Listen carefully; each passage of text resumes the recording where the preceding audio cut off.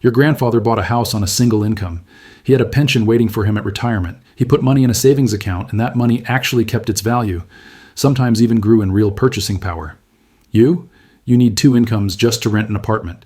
No pension. You have got a 401k that rides the stock market roller coaster. Your savings account? It loses value every single year to inflation. What changed? August 15, 1971. One decision, one moment, and the consequences of that decision are reaching their mathematical conclusion in 2026, next year. When we cross a threshold that makes middle class a historical term, not a present reality. In 1971, middle-class Americans, defined as the middle 60% of households, owned 35% of all wealth in this country. Today, 18%. By late 2026, Federal Reserve data projections show that number dropping below 10%. And here is why that matters. When a class owns less than 10% of a nation's wealth, it ceases to exist as a meaningful economic or political force. You do not have a middle class anymore. You have an upper class and a working class. The middle disappears, mathematically. I am going to show you the numbers. Federal Reserve data, Census Bureau reports, Bureau of Labor Statistics, and I am going to explain the mechanism, the specific identifiable system that has been quietly transferring middle-class wealth to the top 1% for 55 years. This is not political commentary. This is not left versus right.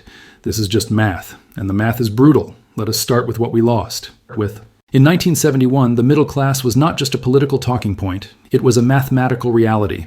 The middle 60% of American households owned 35% of all national wealth. Here's what that looked like. Median home, $25,000. Median household income, $10,600. Ratio of 2.4 to 1. You could buy a house for about 2.5 years of single income. College tuition at a public university, $400 a year. You could work a summer job and pay for your entire year of college. No debt required. Savings account, 5 to 6% interest. Inflation, 3 to 4%. Your money actually grew in real terms. Pension guaranteed. 30 years of work, dignified retirement. The employer bore the investment risk. Now look at today. Median home, $420,000. Median household income, $59,000. Ratio of 7.1 to 1. That is dual income. And you need more than 7 years of it to buy what your grandfather bought with 2.5 years of single income. College tuition, $28,000 per year, hence $1.7 trillion in student debt. Savings account, maybe 1%. Inflation, 3 to 8%. Your money loses value sitting in the bank. Pension, gone. You've got a 401k. The risk is entirely on you. So what happened between 1971 and today? This is data from the Federal Reserve's distributional financial accounts. Not opinion, not political spin. The central bank's official measurement of who owns what in America. 1971. Middle 60% owned 35.1% of all wealth. 1980, 32.4%. 1990, 28.7%. 2000, 26.2%. The 2008 crash hammered the middle class. 2010, 22.8%. Today, 2024, 18.1%. Projection for late 2026, 9.7%. Why does 10% matter? Because historically, when a class owns less than 10% of a nation's wealth, it loses political power. Think about it. If you are a politician, are you crafting policy for the group that owns 9% of everything or the group that owns 70%? Your donors come from the wealthy class. Your fundraisers are attended by asset owners. Below 10%, the middle class becomes a rhetorical device politicians invoke, but an economic reality they can ignore. Below 10%, you do not have a middle class. You have two classes, people who own assets that appreciate and people who trade time for money that depreciates. Asset owners versus laborers, capital versus wages. We are 1 year away from that becoming America's mathematical reality. So what caused this? What happened in 1971? August 15, 1971. President Richard Nixon, in a televised address, announced what became known as the Nixon shock. I have directed Secretary Connally to suspend temporarily the convertibility of the dollar into gold or other reserve assets. He closed the gold window, ended the Bretton Woods system. Since 1944, the U.S. dollar had been pegged to gold at $35 per ounce. Foreign governments could exchange dollars for actual gold from U.S. reserves. This anchored the system. It limited how many dollars could be created. You cannot print gold, so if dollars are backed by gold, you cannot print unlimited dollars. Nixon broke that constraint. Was this a conspiracy to rob the middle class? No. It was a response to immediate pressures: Vietnam War spending, Great Society programs, foreign governments draining gold reserves. The Bretton Woods system was straining. Nixon called it temporary. It became permanent. We have lived under pure fiat currency for 53 years. No gold backing, no commodity backing, just faith in the government's promise that these dollars have value. And fiat currency creates specific, predictable consequences. 3 mechanisms. These 3 mechanisms explain everything you are experiencing. The first mechanism is currency debasement. When you remove the gold anchor, there is no limit to money creation. The M2 money supply measures all dollars in circulation. In 1971, there were $600 billion in the entire system. Today, $21.4 trillion. That is a 3,467% increase. GDP grew, in real terms, by about 400 to 500%. 7 times more money chasing goods that only increased 5-fold. More money plus the same amount of goods equals higher prices. That is inflation. But inflation does not hit everyone equally. If you hold in assets, stocks, real estate, gold, inflation pushes their prices up. Your wealth inflates along with the currency. If you hold cash, savings accounts, wages, fixed income, inflation destroys you. Every dollar the government creates makes your existing dollars worth less. That is the first mechanism. Now you might be thinking, if this has been happening since 1971, why did not anyone warn us? Well, someone did. In 1974, economist Friedrich Hayek gave a lecture predicting exactly this outcome. He argued that removing the gold standard would lead to continuous inflation and wealth concentration. He was largely ignored by policymakers. He said, and I am paraphrasing, that fiat currency systems always transfer wealth from wage earners to asset holders because governments cannot resist the temptation to print money. He was right. Here's what happened next. The second mechanism is what I call asset inflation divergence. While everything inflates, assets inflate faster than wages. Much faster. Look at these 3 lines on this graph. Median wage growth in nominal terms went from $10,600 in 1971 to $59,000 in 2024. That is a 556% increase. But median wage growth adjusted for inflation, nearly flat. Real purchasing power barely budged. Now look at asset values over the same period. The S&P 500 went from around 100 to 5,200. That is a 5,200% increase. Gold went from $35 per ounce to $2,650 per ounce. That is a 7,471% increase. The median home went from $25,000 to $420,000. That is a 1,680% increase. Wages up 556%, assets up 1,600 to 7,400%. The scissors are opening. If you are on the wage side, you are getting cut. Let me show you what this means in practice. If you had $10,000 in 1971 and you put it in a savings account, it might be worth $30,000 today if you got lucky with interest. Put that same $10,000 in the S&P 500, worth $520,000 today. In gold, worth $757,000 today. In a median home, worth $168,000 today. Same starting point. Wildly different outcomes based on one choice. Did you own assets or rely on wages? Who owned assets in 1971? Primarily the wealthy. So when asset inflation divergence started, wealth flowed upward. The middle class kept working, getting raises that sounded good. I make $59,000 instead of my dad's $10,000, but did nothing in real terms. The third mechanism is the debt trap. As assets inflated faster than wages, basic middle-class life became unaffordable. What your grandfather bought with cash, you buy with debt. College tuition rose 1,200% since 1980. Wages rose 300%. Result, $1.7 trillion in student debt. Housing prices rose 1,680%. Wages rose 556%. Result, bigger mortgages, higher debt-to-income ratios. Medical costs rose 800%. Wages rose 556%. Result, medical debt, the number one cause of bankruptcy. Your grandfather could save his way to stability. You cannot. Savings accounts pay 1%. Inflation runs 3 to 8%. You lose money by saving. Your grandfather could work his way to prosperity. You cannot. Wages are flat in real terms. Assets explode. Working harder does not close the gap. These 3 mechanisms, currency debasement, asset inflation divergence, the debt trap, have been running for 53 years, compounding, accelerating. And in 2026, they reach their mathematical conclusion. Now let me show you what happens when we cross that 10% threshold. and what the people who survived this transition did differently. Between 1971 and today, 3 moments accelerated the wealth transfer. The first was 1971, the Nixon shock itself. Middle-class wealth share dropped from 35% to 32% by 1980. This was the warning shot. Most people did not see it. The system had not fully diverged yet. The second moment was 1982, the beginning of the Reagan era. Tax cuts for high earners, financial deregulation, trickle-down economics. What actually trickled down? 401ks replaced pensions, risk transferred from employers to workers. The stock market exploded. If you owned stocks, you won. If you did not, you watched from the sidelines. Middle-class wealth share dropped from 32% to 25% by the year 2000.